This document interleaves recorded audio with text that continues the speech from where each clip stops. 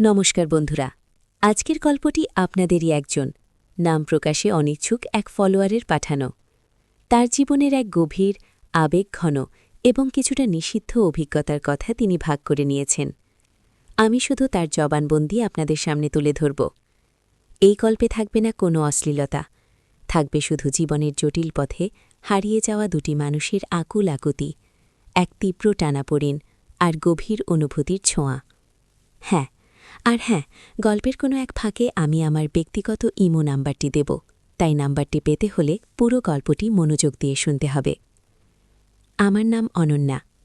এক সাধারণ বাঙালি পরিবারে আমার বিয়ে হয়েছে।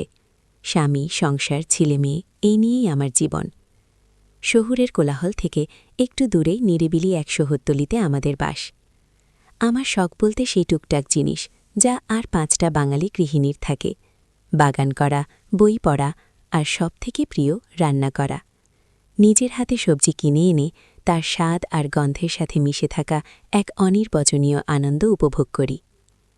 আমাদের বাড়ির কাছের বাজারটা বেশ বড়।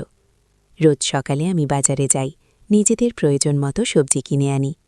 সেখানেই আমার আলাপ হয়েছিল রবিবারের সাথে।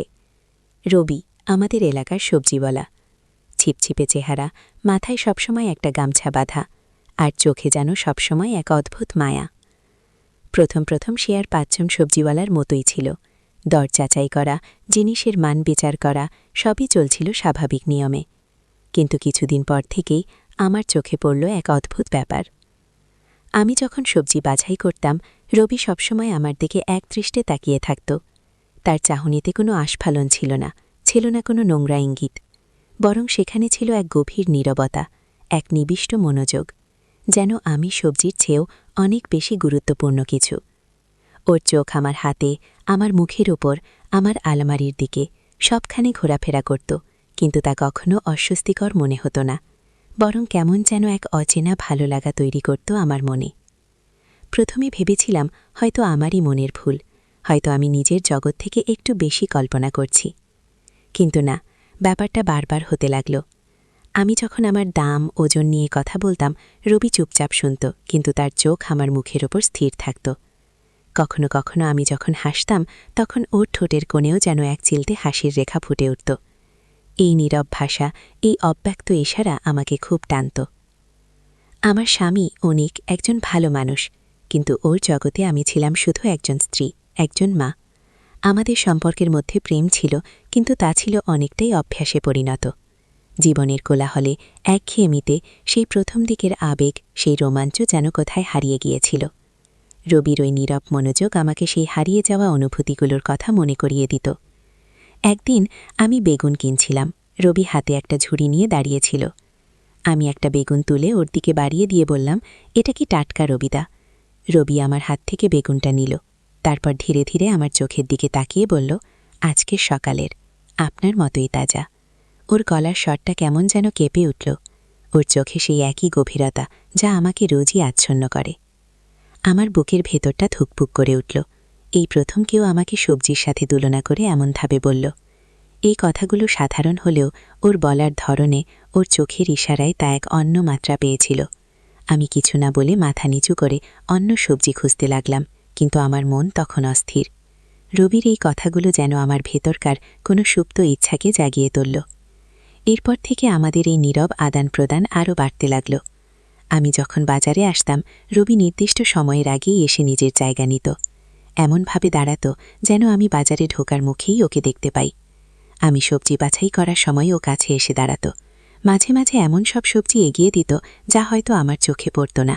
এই করলাটা দেখুন, একদম তেতো নয়, আপনার রান্নার জন্য একদম পারফেক্ট।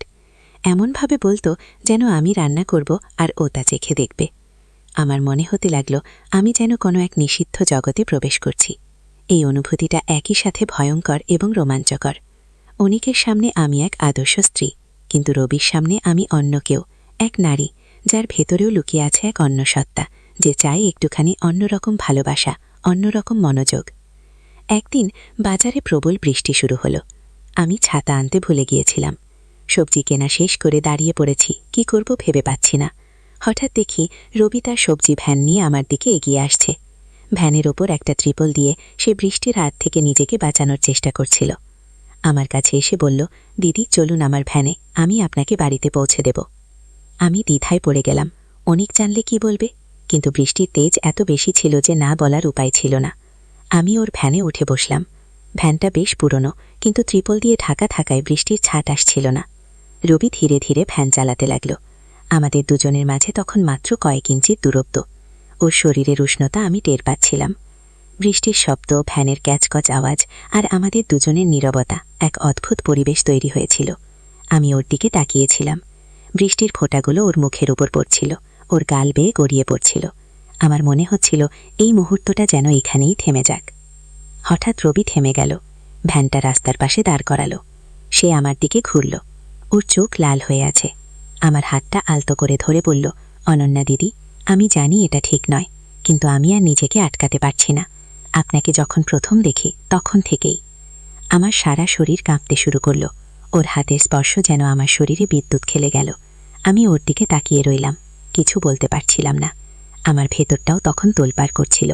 অনিকের মুখটা একবার মনে পড়ল। তারপরই মনে হলো এই মানুষটা আমাকে অন্যভাবে দেখে, আমার ভেতরের মানুষটাকে বোঝে। রবি আমার হাতটা আরও শক্ত করে ধরল। অনন্যা দিদি, আপনি কি আমার দিকে একটুও তাকাতে পারেন, এই অন্যভাবে? আমার বুকের ভেতরটা ধুকপুক করছিল। বাইরে তখনও বৃষ্টি পড়ছে। আমি কেবল ওর চোখের দিকে তাকিয়ে রইলাম। সেই চোখে ছিল গভীর আকুতি, ছিল এক অমোঘ টান। আমার মনে হচ্ছিল আমি যেন এক গভীর অতলে তলিয়ে যাচ্ছি, যেখানে শুধু আমি আর রবি। আমি কি বলবো বুঝতে পারছিলাম না। আমার ভেতরের দ্বিধা, ভয় এবং এক তীব্র আকাঙ্ক্ষা সবকিছু মিলেমিশে একাকার হয়ে যাচ্ছিল। আমি কেবল ওর দিকে তাকিয়ে রইলাম। আর হ্যাঁ, বলেছিলাম তো, গল্পের কোনো এক ফাঁকে আমি আমার ব্যক্তিগত ইমো নাম্বারটি দেব। যারা আমার পুরো গল্পটি শুনেছেন তারা নিশ্চয়ই বুঝতে পারছেন এই সময়ে আমার মানসিক অবস্থা কেমন ছিল। এই রকম এক টানাপোড়েনের মুহূর্তে, এই রকম এক গভীর অনুভূতির আবর্তে আমার মন তখন কোন পথে যাচ্ছিল তা শুধু আমিই জানি। আর এই নাম্বারটি পাওয়ার জন্য, এই অসম্পূর্ণ ভালোবাসার শেষটা জানার জন্য, অথবা আমার মনের গোপন কথাগুলো আরও স্পষ্টভাবে শোনার জন্য আপনারা শুধু এই গল্পে কমেন্ট করুন। আপনাদের আগ্রহই আমাকে আগামী পর্বে এই কাহিনী এগিয়ে নিয়ে যেতে সাহায্য করবে। এই ঘটনার ঠিক পরের মুহূর্তেই কী হয়েছিল? আমার জীবনে কি নতুন মোড় এসেছিল, নাকি সবটাই রয়ে গিয়েছিল এক অলিখিত অধ্যায় হয়ে? এই উত্তেজনার মুহূর্তে আমি আপনাদের ছেড়ে যাচ্ছি। যদি শুনতে চান তাহলে কমেন্ট করুন, সাবস্ক্রাইব করুন। আগামী পর্বে সবটা খোলসা করব।